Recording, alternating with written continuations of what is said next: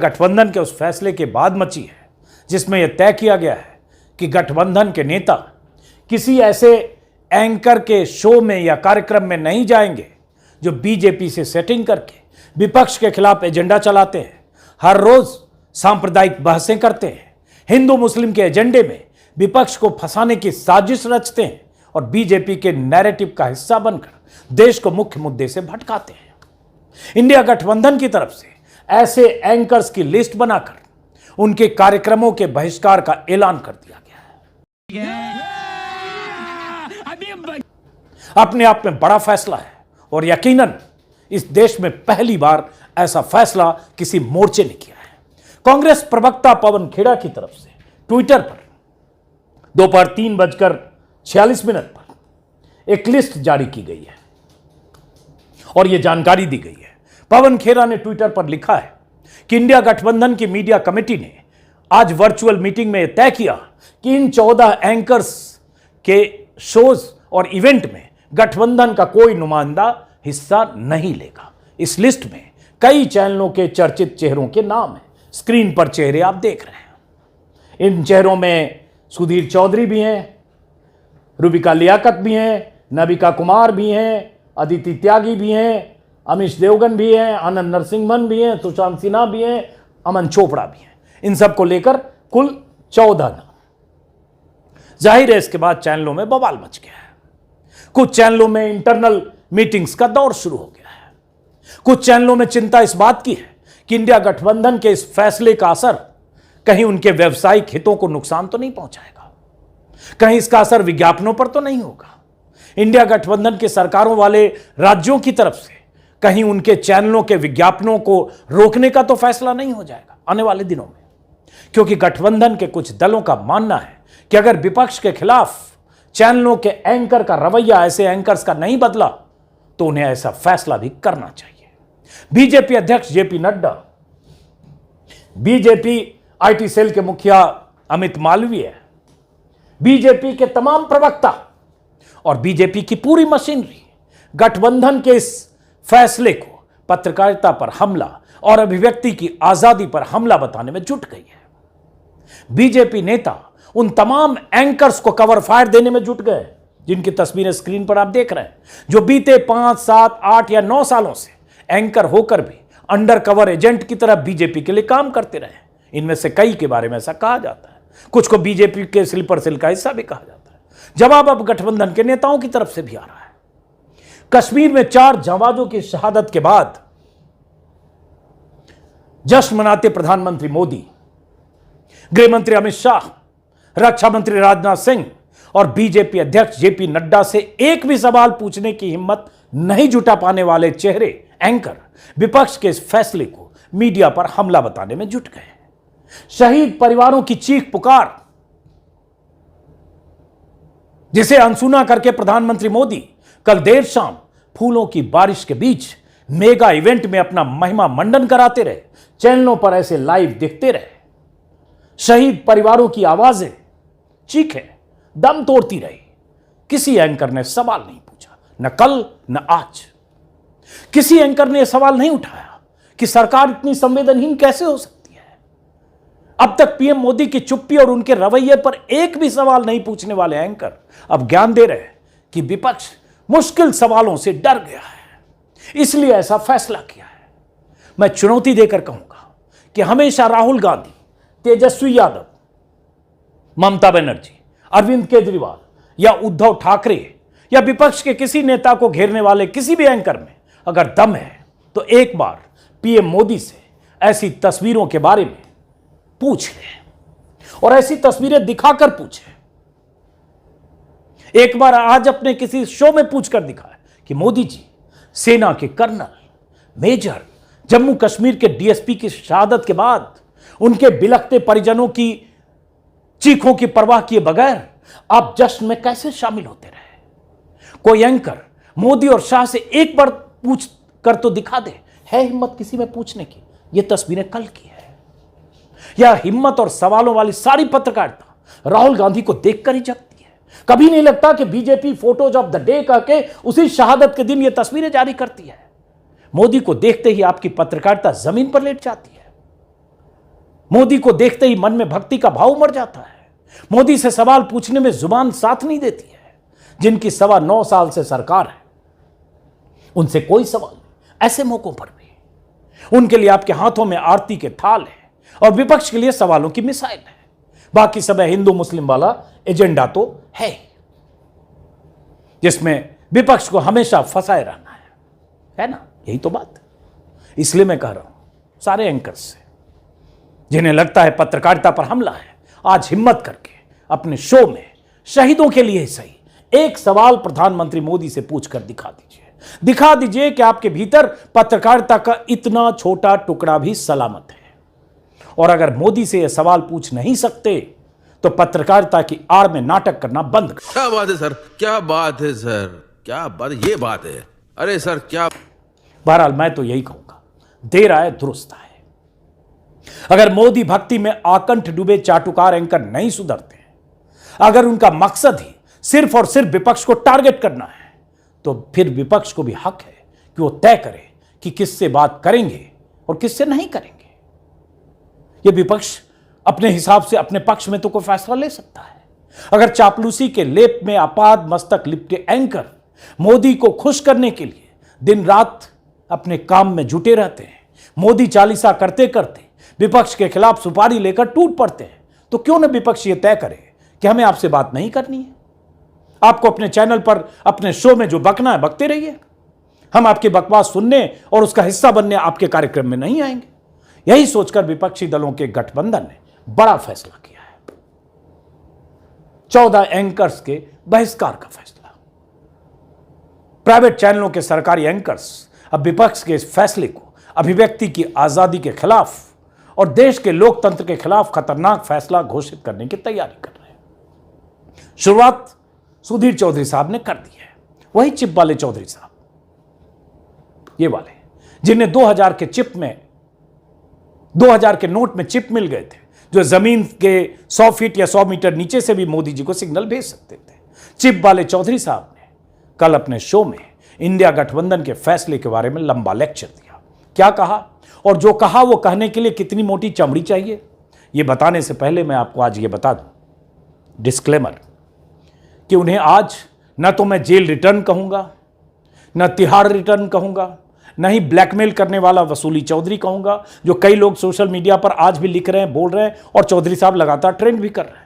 मैं पूरे मान सम्मान के साथ उनकी बात आपको सुनाते हुए अपनी बात कहूंगा, फैसला आपको करना है। अब सुनिए कि सुधीर चौधरी जी ने कल क्या कहा और उसके बाद कुछ आगे की भी बात कि अगर आज ये लोग नैतिकता की बात कर रहे हैं, भाषण दे रहे हैं, लेक्चर दे रहे हैं, इनकी हकीकत क्या है आगे। पहले सुनिए चौधरी साहब को।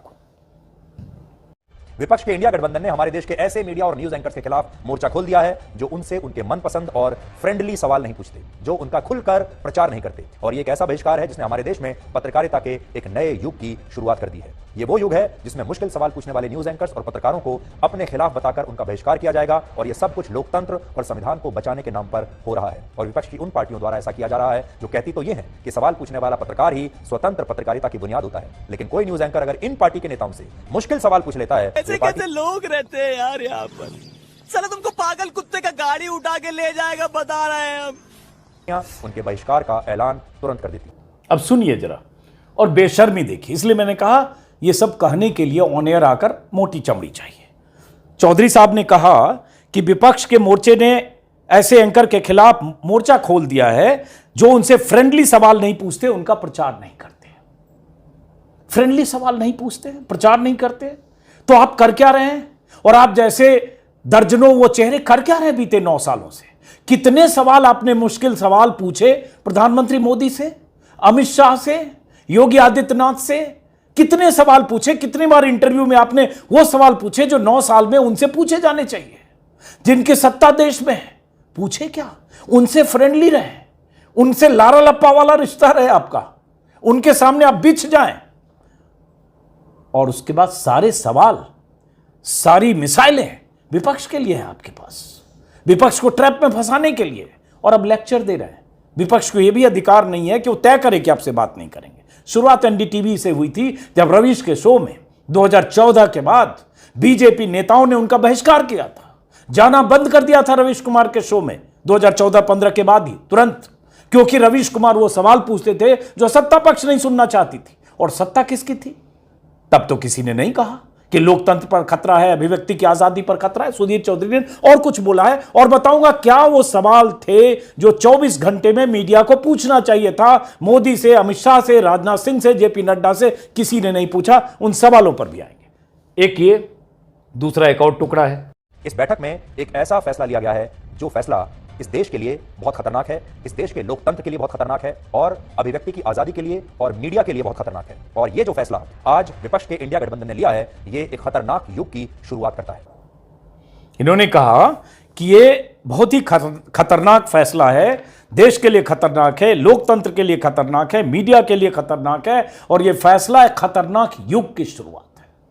लोकतंत्र, मीडिया, अभिव्यक्ति की आजादी, बात कौन कर रहा है? अतीत क्या है इनका? कितनी फर्जी खबरें दिखाई है। अभी अभी एफआईआर हुई है कर्नाटक सरकार ने, संगीत धाराओं में कैसे गलत खबर दिखाई, कैसे कर्नाटक में सब्सिडी की खबर में आधी बात छिपाकर, आधा बताकर, और कैसे हिंदुत्व के पुरोधा बनते हुए खबर दिखाई, और वहां सांप्रदायिक ध्रुवीकरण की कोशिश की। और अभी कुछ दिन पहले बुलंदशहर में जब एक मंदिर पर हुए हमले में मुसलमानों को एक तरह से जिम्मेदार बताने की कोशिश की, बाद में पता चला कि 4 या 5 जो पकड़े गए हिंदू थे। लेकिन अभिव्यक्ति की आजादी की बात कर रहे हैं। हर रोज इनके चैनल पर इनकी बात सुनिए, आपको पता चलेगा कि अभिव्यक्ति की आजादी के इनके लिए मायने क्या है, प्रधानमंत्री मोदी इनके लिए क्या है, और विपक्ष कैसे इनका दुश्मन है। लेकिन आज सबको चिंता हो रही है, और इस चिंता में बहुत सारे लोग शामिल होंगे। एक और वीडियो है, ये सब कल रात का शो है। तो सब ग्रुप है मीडिया पर जो बनाया जाएगा, ये ऐसे तमाम न्यूज एंकर्स की लिस्ट बनाएगा, ऐसे तमाम पत्रकारों की लिस्ट बनाएगा जो इंडिया गठबंधन से उसके मनपसंद सवाल नहीं पूछते, जो इंडिया गठबंधन से मुश्किल सवाल पूछते हैं, जो इंडिया गठबंधन का अंध प्रचार नहीं करते। ऐसे एंकर्स की एक लिस्ट बनाई जाएगी, और इन न्यूज एंकर्स का और इन पत्रकारों का इंडिया गठबंधन की सारी पार्टियां और उनके नेता बहिष्कार करेंगे। वो उनके टीवी शोज में नहीं जाएंगे, उन्हें प्रेस कॉन्फ्रेंस में नहीं बुलाया जाएगा, और उनके साथ कोई इंटरव्यू भी नहीं किया जाएगा। अब ये बार बार सुधीर चौधरी कल कह रहे थे कि इंडिया गठबंधन ऐसे पत्रकारों का बहिष्कार करेगा जो उनसे मुश्किल सवाल पूछते हैं, जो उनसे फ्रेंडली सवाल नहीं पूछते। मैं ये पूछना चाहूंगा दर्शक के नाते, नागरिक के नाते, 9.25 साल से देश में बीजेपी की सरकार है, प्रधानमंत्री मोदी की सरकार है। योगी आदित्यनाथ की सरकार के भी 5 साल पूरे हुए, चुनाव हो गए, अब 22 से अभी 23 में हम 6.5 साल योगी आदित्यनाथ की सरकार के हो गए। इनसे पूछना चाहिए कि 9.25 साल में प्रधानमंत्री मोदी से, और 6.5 साल सब में, लगभग 6.5 साल होने जा रहे हैं, 6.5 साल में कितने सवाल योगी और मोदी से पूछे गए। और सवालों की लंबी लिस्ट मैं दे देता हूं। और जब ये इन्होंने या इन जैसे लोगों ने इंटरव्यू किए हैं प्रधानमंत्री मोदी के, तो इंटरव्यू में क्या सवाल पूछे गए, कैसे सवाल पूछे गए, आप थकते क्यों नहीं है, आप टॉनिक कौन सा लेते हैं, कविता भी लिखते हैं क्या, इस तरह के सवाल। और उसी में प्रधानमंत्री मोदी का मुस्कुराते हुए जवाब, और उन सवाल और जवाब के बीच जो फ्रेंडली दोस्ताना दिखता है, उसका एक वीडियो अभी 3 दिन 4 दिन पहले भी आया था। G20 समिट के बाद कोई डिनर के दौरान कैसे पत्रकार लोग प्रधानमंत्री मोदी को घेर कर खड़े हैं। एक पत्रकार लिख रहा है, प्रधानमंत्री जी मेरा भी शो देखते हैं। और उसके बाद आज आप कह रहे अभिव्यक्ति की आजादी, पत्रकार और मुश्किल सवाल। अरे मुश्किल सवाल आपके सिलेबस में है ही नहीं, है तो सिर्फ विपक्ष के लिए। आप एक बार कोई मुश्किल सवाल दिखा दीजिए मिस्टर चौधरी, एक सवाल दिखा दीजिए जो बीते 9.25 साल में उनसे पूछा है जो 2 बार देश के प्रधानमंत्री बने। एक मुश्किल सवाल दिखा दीजिए जो उनसे पूछा है जिन्होंने दर्जनों वायदे किए थे, जो वायदे आज तक पूरे नहीं हुए। एक मुश्किल सवाल दिखा दीजिए जो अमित शाह और योगी से आपने पूछे होंगे। मुश्किल सवाल की बात कर रहे हैं, अभिव्यक्ति की आजादी की बात कर रहे हैं, लोकतंत्र पर खतरे की बात कर रहे हैं, देश पर खतरे की बात कर रहे हैं, खतरनाक फैसले की बात कर रहे हैं, मीडिया के लिए खतरनाक है, ये सब बात कर रहे हैं। आप कर रहे हैं, हक है आपको। पता नहीं देश को, गिरेबान में कभी झांकते नहीं है, क्या बोल रहे हैं आप, क्या करते हैं, रात को शो में क्या करते हैं। लेकिन चलिए एक आपको हम एक सब्जेक्ट बताते हैं, और आज आप पूछ कर दिखा दीजिए सुधीर चौधरी साहब। आपको लगता है ना कि आप अभिव्यक्ति की आजादी के पक्षधर हैं और आप चाहते हैं कि मुश्किल सवाल नेताओं से पूछे जाएं, तो मैं आज आपको एक सवाल देता हूं मिस्टर सुधीर चौधरी, आप में हिम्मत है तो यह सवाल पूछिए, लेकिन पूछिएगा सीधे प्रधानमंत्री मोदी से। सवाल क्या है, तस्वीरें कुछ दिखा देता हूं, इससे आपको सवाल का अंदाजा हो जाएगा। वैसे आप इतने मासूम और भोले तो हैं नहीं, आपको पता है क्या सवाल पूछे जाने चाहिए। ये तस्वीरें कल की हैं, जब प्रधानमंत्री मोदी बीजेपी मुख्यालय पहुंचे थे। पूरे तामझाम के साथ फूलों की बारिश हो रही थी। प्रधानमंत्री मोदी का किस तरह से भव्य स्वागत किया गया था, फूलों पर चल रहे थे, ऊपर से फूल बरस रहे थे और प्रधानमंत्री मोदी कितने खुश थे।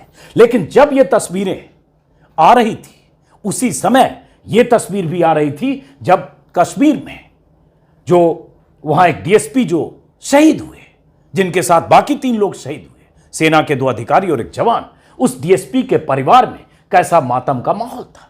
चीख पुकार थी, शोर था, आंसू था, मातम था। और ठीक उसी वक्त प्रधानमंत्री का यह चेहरा, जवानों की शहादत पर राजनीति कर चुके प्रधानमंत्री मोदी, 2019 में वोट मांग चुके प्रधानमंत्री मोदी, बीजेपी के रैलियों में जवानों की शहादत की तस्वीरें, पोस्टर लगाकर वोट मांग चुके प्रधानमंत्री मोदी, कल क्या कर रहे थे?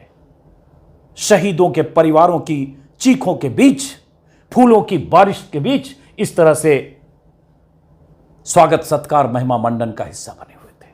तो आज सुधीर चौधरी जी, दिखा दीजिए पत्रकारिता।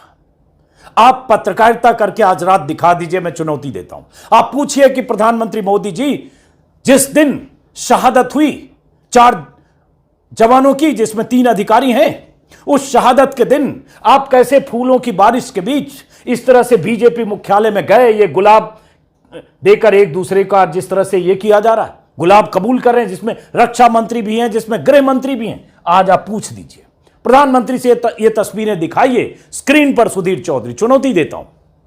और ये तस्वीरें दिखाकर आप पूछिए कि प्रधानमंत्री, ये रक्षा मंत्री हैं राजनाथ सिंह जी, ये गृह मंत्री अमित शाह जी, ये कर्नाटक के पूर्व मुख्यमंत्री हैं येदियुरप्पा, और ये प्रधानमंत्री जी हैं, ये जेपी नड्डा जी हैं, रक्षा मंत्री, सबको आप पहचानते होंगे। आप आज आप पूछ लीजिए सुधीर चौधरी जी कि जब कल शहादत हुई और शहादत के बाद शहीद के परिवारों में मातम मन रहा था, उनकी कहीं चिता जलाने की तैयारी हो रही होगी, कहीं अर्थी को कंधा देने की तैयारी हो रही होगी, कहीं घर में, जैसे कश्मीर में जो जेएनके में जो मारे गए डीएसपी, उनका एक बेटा शायद 1 साल का है, 3 साल पहले शादी हुई, 72-74 साल के उनके पिता कल आए थे जनाजे से पहले, ताबूत में बंद अपने बेटे के जिस्म को फूल अर्पित कर रहे थे। ठीक उसी वक्त की ये तस्वीरें हैं। वो 72-70 साल के पिता लड़खड़ाते हुए अपने बेटे के जनाजे से पहले ताबूत के पास पहुंचे थे। तब ये जश्न मनाया जा रहा था। पूछेंगे सवाल इन सब से? है हिम्मत आप में? आप मुश्किल सवाल पूछना चाहते हैं ना सुधीर चौधरी? आप कठिन सवाल पूछना चाहते हैं ना? आप अभिव्यक्ति की आजादी के पक्षधर हैं ना? और आप मानते हैं कि सवाल पूछे जाने चाहिए, जो आपने कल के शो में कहा, फिर कहेंगे। इनसे पूछिए ना, है हिम्मत? पूछकर दिखाइए। और पूछिए कि कल जब ये जम्मू कश्मीर से ऐसी तस्वीरें आई, जब शहादत की तस्वीरें आई, जब कल जवानों की शहादत हुई, तब बीजेपी की तरफ से ये देर रात को ये फोटो ट्वीट किया गया, photos of the day. Tragedy of the day तो ये था, 4 जवानों की शहादत देश की हिफाजत के लिए, चीख पुकार मातम। लेकिन यह तस्वीर बीजेपी ट्वीट करती है जिसमें जश्न का माहौल है। इन सब से पूछेंगे सवाल। ये कुछ तस्वीर मैंने लगा दी, आप पहचानते तो हैंगे। इनसे पूछेंगे सवाल, इनसे पूछेंगे सवाल, इनसे पूछेंगे सवाल। इनमें से किसी से सवाल पूछ लीजिए सुधीर चौधरी, और आप अगर सवाल पूछ लेंगे आज तो मान लूंगा कि आप पत्रकारिता करते हैं। लेकिन इनमें से किसी से तस्वीर लगाकर अपने चैनल पर, क्योंकि हमने इस देश में वो पत्रकारिता 2014 के पहले की है और वो पत्रकारिता देखी है। आप भी चश्मदीद होंगे जब 2014 के पहले मनमोहन सिंह की तस्वीरें चैनलों पर लगाकर सीधे मनमोहन सिंह से सवाल पूछे जाते थे, क्योंकि प्रधानमंत्री मनमोहन सिंह थे। 11, 12, 13, 14 वो दौर देखा है। हर चैनल पर प्रधानमंत्री मोदी से, माफ करें, प्रधानमंत्री मनमोहन सिंह से इतने सवाल उनकी तस्वीर लगाकर पूछे गए थे। किसी को कोई डर नहीं था, कोई परेशान नहीं था, कोई लगता नहीं था कि वो मनमोहन सिंह से सवाल पूछना देश विरोधी होना है। सवाल सबने पूछे। लेकिन आप 9.25 साल से, और आप जैसे वो एंकर, क्या आप में इतना भी नहीं लगता, इतनी गैरत अपने भीतर वो जमीर कहीं जिंदा ही नहीं होती? लगता नहीं कि इनसे सवाल पूछा जाना चाहिए? और ये मैं आज उन तमाम एंकर से कह रहा हूं जिन्होंने कल की ये तस्वीरें देखी है, उन तमाम, फिर से एक बार दिखाऊं दर्शकों के लिए भी, जिन्होंने ये तस्वीरें देखी है, ये तस्वीर शर्मनाक है, बेशर्मी का इजहार है। और आज प्रधानमंत्री मोदी फिर चुनावी सभाओं में है, मध्य प्रदेश में भी और छत्तीसगढ़ में भी। तस्वीरें सुबह से कुछ चैनल पर दिख रही है, जो 4 शहादत हुई है, उनके परिजन, उनके परिवार किस हाल में है। और उन्हीं तस्वीरों के बीच कुछ चैनल पर वो तस्वीर दिख रही है जो प्रधानमंत्री मोदी एमपी और छत्तीसगढ़ में वैसे ही मुस्कुराते हुए, हाथ हिलाते हुए, स्वागत करते हुए, फूलों के बीच, जश्न के बीच, चुनावी सभाओं में शामिल होते हुए। सवाल पूछेंगे आप उनसे, और पूछा जाना चाहिए कि नहीं? मैं ये भी पूछता हूं सुधीर चौधरी आपसे और बाकी लोगों से, क्या आपको लगता है कि यह सवाल प्रधानमंत्री मोदी से, अमित शाह से नहीं पूछा जाना चाहिए? अगर आपको लगता है नहीं पूछा जाना चाहिए तो यह भी कहिए कि यह क्यों पूछा जाना चाहिए। अगर 4 शहादत हो गई तो उनमें प्रधानमंत्री या रक्षा मंत्री का क्या मतलब है? वो तो ऐसे जश्न मनाते रहना चाहिए। लेकिन राहुल गांधी, किसी भी ऐसे मौके पर अगर राहुल गांधी से कोई गलती हो जाए तो पूरी रिसर्च टीम आपकी और आप जैसे दर्जनों एंकर की पूरी रिसर्च टीम राहुल गांधी पर नजर रखती है, राहुल गांधी के हर बयान पर नजर रखती है, राहुल गांधी की जुबान से निकले हर वाक्य पर नजर रखती है कि राहुल गांधी ने कहीं गलती की नहीं की तब भी फेक न्यूज चला है। राहुल गांधी के बारे में भी भारत जोड़ो यात्रा के दौरान 3-4 बार शायद माफी कई लोगों ने मांगी, आपने भी एक बार गलती की है, लेकिन वहां तो नजर होती है फ्रेम बाय फ्रेम। तो ये भी तो देख रहे होंगे कि मोदी जी क्या कर रहे थे। बहरहाल मैं जानता हूं कि ये आपके सिलेबस से बाहर की बात है, लेकिन नाराजगी विपक्ष के नेताओं में है, विपक्षी दलों में है, और वो नाराजगी का हक है, क्योंकि उन्हें लगता है कि उनके साथ नाइंसाफी हो रही है। उन्हें लगता है कि सत्ता पक्ष से मिली भगत की वजह से, सत्ता पक्ष से सेटिंग की वजह से आप विपक्ष को टारगेट करते हैं, बुलडोज करने की साजिश रचते हैं, देश में माहौल खराब करते हैं। बार बार हर बार जरूरी मुद्दे, महंगाई, बेरोजगारी से लेकर वादों से जुड़े मुद्दे जो बीजेपी सरकार ने, मोदी ने किए, उन वादों से लोगों को भटकाने के लिए, ताकि उधर ध्यान न जाए, चाहे महंगाई हो, चाहे तेल हो, डीजल हो, गैस सिलेंडर हो, कुछ भी हो। इसलिए हिंदू मुसलमान करो, इसलिए सब्सिडी योजना में भी हिंदू को कुछ नहीं मिला, ये बोलते हुए एजेंडा सेट कर दो। कहो कि देख लो कर्नाटक के हिंदू हो, तुम अपने को कोस रहे होगे कि तुम हिंदू या बहुसंख्यक में क्यों जन्म लिया तुमने, तुम मुस्लिम क्यों नहीं हो। ये उकसाने वाली हरकत सुधीर चौधरी और जो भी करते हैं, क्या वो पत्रकारिता है? क्या लगता है ये सही है?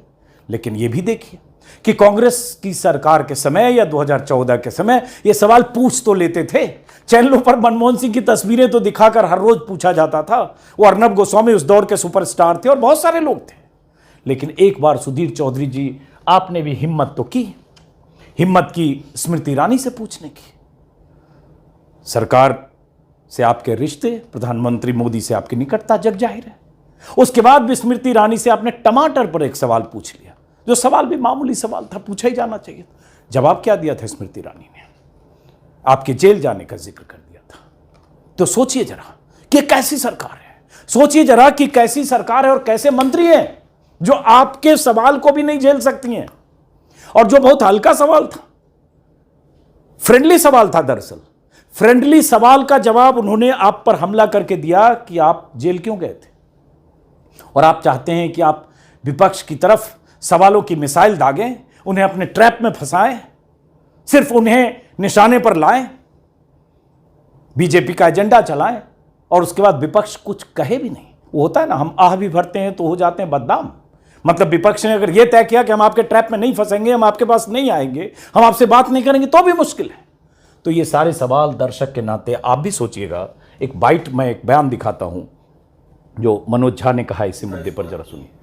कल जब हमारे जवानों की शहादत हुई, वो विजुअल्स हम देख रहे हैं, हम जश्न का विजुअल्स देख रहे हैं बीजेपी हेडक्वार्टर से। लाल गुलाब का जश्न मनाया जा रहा है। मैं समझता हूँ कि आप एक दिन इंतजार कर लेते, 2 दिन इंतजार कर लेते, वो दोनों विजुअल्स ये देश एक साथ देख रहा था। प्रधानमंत्री जी के अपने मानदंड पर भी मुझे कष्ट है। पुलवामा में आपने कहा कि आपको देर से पता चला, यहाँ तो सुबह से सबको सब कुछ पता चल रहा। इसलिए ये सोशल मीडिया, क्रिकेट मेरे लिए बेमानी है। मेरे लिए महत्वपूर्ण है कि मेरे देश के प्रधानमंत्री और उनकी पार्टी जश्न मना रहे थे, जबकि 29 दिन का एक बच्चा अपने पिता को खो चुका था। ये इन छवियों के साथ ये देश सांस नहीं लेगा। सुन लिया आपने, 29 दिन का एक बच्चा अपने पिता को खो चुका था। सेना के 2 वरिष्ठ अधिकारी, एक जवान, एक डीएसपी शहीद हुआ, और उसके बाद जश्न की तस्वीरें आती रही, हर चैनल पर चलती रही। किसी में हिम्मत नहीं है कि वो मामूली ढंग से भी, हल्के ढंग से भी सवाल पूछे, और तो और फ्रेंडली सवाल पूछ ले। और सुधीर चौधरी, आप कहते हैं कि विपक्ष को मुश्किल सवाल पसंद नहीं है। अरे मुश्किल सवाल एक तो पूछ के दिखाओ, 9.25 साल में एक दिखा दो कि ये मुश्किल सवाल पूछे हैं प्रधानमंत्री मोदी से या अमित शाह से। अब क्या हुआ, जो विपक्ष की तरफ से जो कल खबर आई, उसी खबर के बाद संजय सिंह ने ट्वीट किया, आम आदमी पार्टी के नेता, ऐसे न्यूज एंकर जो समाज में नफरत और हिंसा का जहर घोल रहे हो, हमारे राष्ट्र के साथ घोर पाप कर रहे हैं। इंडिया गठबंधन द्वारा मोदी के इशारों पर नाचने वाले एंकर का बहिष्कार स्वागत योग्य कदम है। वैसे पवन खेड़ा ने वैसे कुछ दिन पहले ही 7 सितंबर को ही लिखा था, प्रिय एंकर्स, यदि आपके किसी शो में संघ विचारक, प्रचारक आदि राजनीतिक विश्लेषक बनकर बैठेंगे तो हम भी राजनीतिक विश्लेषक भेजेंगे। अगर आपको स्वीकार्य नहीं है तो ऐसे किसी शो में कांग्रेस भागने लगी। इसमें होता क्या है कि 5-10 ऐसे लोग हैं जो हैं दरअसल संघ के, लेकिन उनके नाम के नीचे लिखा रहता है राजनीतिक विश्लेषक। तो विश्लेषक का लबादा ओढ़कर, नकाब ओढ़कर वो दरअसल संघ के लिए बैटिंग करते हैं या बीजेपी और मोदी जी की शान में कसीदे पढ़ते हैं। तो एक संघ का वो विश्लेषक हो गया, जो लबादा जिसने राजनीतिक विश्लेषक का ओढ़ रखा, संघ का प्रचारक या विचारक मान लीजिए, प्रचारक नहीं, संघ का समर्थक, विचारक जो भी है। एक एंकर हो गया, एक बीजेपी का नेता हो गया, एक कोई और एनडीए के घटक का हो गया। तो 4 बनाम 1 की लड़ाई होती है, और हर बार हिंदू मुस्लिम या वैसा नैरेटिव। उसी के लिए लिखा था प्रियंका चतुर्वेदी, जो उद्धव गुट की सेना की सांसद है, उन्होंने लिखा, yes, boycott the hate peddlers and agenda bearers in the media. They are nothing but HMBs of the HMB मतलब headmaster's voice of the government, the Ravanda radio of this day and age। ये प्रियंका चतुर्वेदी ने लिखा, और इस तरह से सबने माना कि ये बहिष्कार इस वक्त की जरूरत है। अब बात आती है कि ये सुधीर चौधरी ने जैसे कहा कि मीडिया कैसे खतरे के दौर से है और मीडिया पर कैसे हमला है और मुश्किल सवाल कैसे पूछते हैं। ये मुश्किल सवालों की लिस्ट में कई बार ये ऐसे स्क्रीनशॉट दिखाता रहता हूं। ये सब वो लोग हैं, जैसे चोपड़ा साहब हैं, अमन चोपड़ा नाम है इनका, कितने मुश्किल सवाल पूछते हैं और कैसे डिबेट करते हैं। ये बानगी, इस पर कई बार बात कर चुका हूं। सिर्फ हिंदू मुसलमान, सिर्फ हिंदू मुसलमान, सिर्फ हिंदू मुसलमान, योगी की चापलूसी, मोदी की चापलूसी, अमित शाह की चापलूसी, और विपक्ष को हर रोज निशाने पर रखना, यही इनकी पूरी पत्रकारिता है। और ऐसे एक नहीं, ऐसे कई चेहरे हैं जो चैनलों पर हैं। ये भी चोपड़ा साहब है, आप शो के नाम आप सब लोग जानते हैं। ये अमीश देवगन भी है, इनका भी नाम है उस लिस्ट में, सुना है हमने। कुख्यात हिंदू सॉफ्ट टारगेट, कौन बनाना चाहता वर्चस्व, हिंदू होंगे अल्पसंख्यक, इसी तरह के शो इन लोग करते हैं। योगी मोदी हटे तो बचना मुश्किल, बाबर गैंग एक्टिव है, हिंदू मुस्लिम फसाद का सियासी जिहाद, मदरसों पर बाबा ने खोला तीसरा नेत्र, 2047 की डेट, भारत इस्लामिक राष्ट्र, हिंदू सॉफ्ट टारगेट, यही है अमीश देवगन। और ऐसे तमाम चेहरे जो लगातार, अगर हिंदू होंगे अल्पसंख्यक, भगवाए हिंद से होगा गजवाए हिंद, हिंदू डरता है क्या? ये कौन सी पत्रकारिता कर रहे हो रोज भाई? और अगर यही कर रहे हो और इसी तरह के शो में, इसी तरह के कार्यक्रम में बुलाकर किसी विपक्ष के नेता को आपको पंचिंग बैग बनाना है और उन्हें अपने ट्रैप में फंसाना है, तो फिर क्यों नहीं वो तय करें कि भाई नहीं आना चाहते आपके शो में, भाई हम नहीं चाहते आपसे बहस करना। ये उनका हक है कि आप गर्दन पकड़कर घसीट के लाओगे और मैं आपसे सवाल पूछता हूं। मैं करना चाहता हूं मान लो योगी से इंटरव्यू, बीजेपी के दर्जनों नेता का इंटरव्यू करना चाहता हूं, मुझे पता है वो नहीं देंगे, क्योंकि उन्हें लगता है कि वो जो मुश्किल सवाल जो आप नहीं पूछते चौधरी साहब, वो मैं पूछ लूंगा। तो ये तो स्थिति है। तो ये इसको आप उस क्या कहते हैं, उस लिफाफे में बंद मत करिए और लिफाफे के ऊपर अभिव्यक्ति की आजादी और मीडिया पर खतरा मत लिखिए। ये भी कुछ चेहरे हैं, ज्यादातर इसमें वही अमन चोपड़ा और अमीश देवगन का भी है। सुधीर चौधरी ने भी जिहाद के कई रूप निकाले हैं, आर्थिक जिहाद और जमीन जिहाद, शिक्षा जिहाद, पीड़ित जिहाद, फलना जिहाद, जनसंख्या। और एक सज्जन ये दिख गए अभी, एक सज्जन ये भी महान पत्रकार है। अब बताइए ऐसे लोगों को, और उसके बाद आप पत्रकारिता पर हमला कहेंगे, ये सुदर्शन के मालिक है। इनका काम ही एकमात्र है, मुसलमानों को टारगेट करो, हिंदुत्व वादी ताकतों का साथ दो, हिंदू मुस्लिम एजेंडे में रोज तीली लगाओ और रोज यह बताने की कोशिश करो कि कैसे देश में हिंदू खतरे में है और कैसे देश में इस्लाम जो है हिंदू के लिए कितना खतरा बनता जा रहा है। यही रोज करो और उसके बाद ये कहेंगे ये पत्रकार है, ये संपादक है, इनके चैनल पर लोगों को आना चाहिए। क्यों नहीं बैन लगना चाहिए? हर रोज ये शख्स या ऐसे बहुत सारे लोग इसी तरह का काम करते हैं, जिसके लिए मैंने कहा कि विपक्ष का ये एक कल की बैठक का प्रेस नोट है, जिसमें वही लिखा गया था कोऑर्डिनेशन कमेटी ने जो फैसला किया और जितने नेता उस कोऑर्डिनेशन कमेटी में थे उनकी लिस्ट है। ये बैठक की तस्वीर अब दिखाने का कोई खास मतलब नहीं। अब ये तस्वीर है इंडिया मोर्चे की, मैंने इसलिए रखा इसमें कि 11 मुख्यमंत्री हैं इसमें, और यही चिंता है कि कहीं 11 राज्यों के मुख्यमंत्रियों ने यह फैसला कर लिया कि ऐसे मोर्चे, यह फैसला कर लिया कि ऐसे एंकर्स के शो में हम अपने नेताओं को नहीं भेजेंगे, लेकिन उसके साथ अगर यह फैसला कर लिया कि हम उन चैनलों को विज्ञापन भी नहीं देंगे, तो समझिए क्या होगा। यही डर है। अरविंद केजरीवाल हैं, ममता बनर्जी हैं, नीतीश कुमार हैं, जहां भी 11 राज्यों में स्टालिन हैं, जिन जिन राज्यों में विपक्ष की सरकारें हैं, तो ये चिंता चैनलों के भीतर है। बहरहाल अब आगे क्या होता है देखेंगे, लेकिन उम्मीद है कि सुधीर चौधरी मेरी बातों को अन्यथा ना लेंगे और आज रात अपने ब्लैक एंड व्हाइट शो में, जिसमें कई बार या अक्सर ब्लैक ज्यादा व्हाइट कम होता है, आज व्हाइट ज्यादा होगा, ब्लैक कम होगा, और बिना मिलावट के सुधीर चौधरी इन लोगों से, इन 3 से सवाल पूछेंगे कि ये तस्वीरें ऐसी क्यों दिखी जिसमें प्रधानमंत्री मोदी के सामने कतार लगकर ये सब गुलाब देते हुए दिखे, उस समय जब शहीदों के परिवारों में मातम, चीख पुकार और कोहराम था। और आज भी प्रधानमंत्री मोदी चुनाव प्रचार में क्यों गए? एक बार पूछिएगा, हिम्मत करिए, थोड़ी हिम्मत करिए, जैसे आपने स्मृति ईरानी में थोड़ी हिम्मत कर ली थी। टमाटर तक तो पहुंच गए थे, गैस सिलेंडर तक पहुंचना था उस दिन। हालांकि टमाटर पे ही अगर इतनी लाल हो गई कि आपको जेल बता दिया, सिलेंडर पर पहुंचते तो पता नहीं स्मृति ईरानी क्या करती, उठ भी सकती थी, खड़ी हो सकती थी। लेकिन एक बार हिम्मत दिखा दीजिए सुधीर चौधरी। आज आप पूछिए इन सब से कि शहादत के बाद चीख पुकार को अनसुना करके और उसके बाद आप क्यों ऐसी तस्वीरों में दिख रहे हैं। और तो और जब मैं वीडियो रिकॉर्ड कर रहा हूं कुछ देर पहले तक इन सब ने मुंह नहीं खोला है, ट्विटर पर भी कुछ नहीं लिखा है 2 शब्द, ये भी पूछिएगा। शहादत के 24 घंटे बाद भी इनकी जुबान नहीं खुली है, क्यों, ये जरूर पूछिएगा। या यहां भी उम्मीद करते हैं कि राहुल गांधी ही इस पर निंदा करें, तो राहुल गांधी कर चुके हैं, कांग्रेस निंदा कर चुकी है, श्रद्धांजलि दे चुकी है, आतंकवाद के खिलाफ बयान दे चुकी है कांग्रेस, राहुल गांधी भी दे चुके हैं। कुछ जिम्मेदारी इनकी भी तय करिए। फिलहाल इस वीडियो को खत्म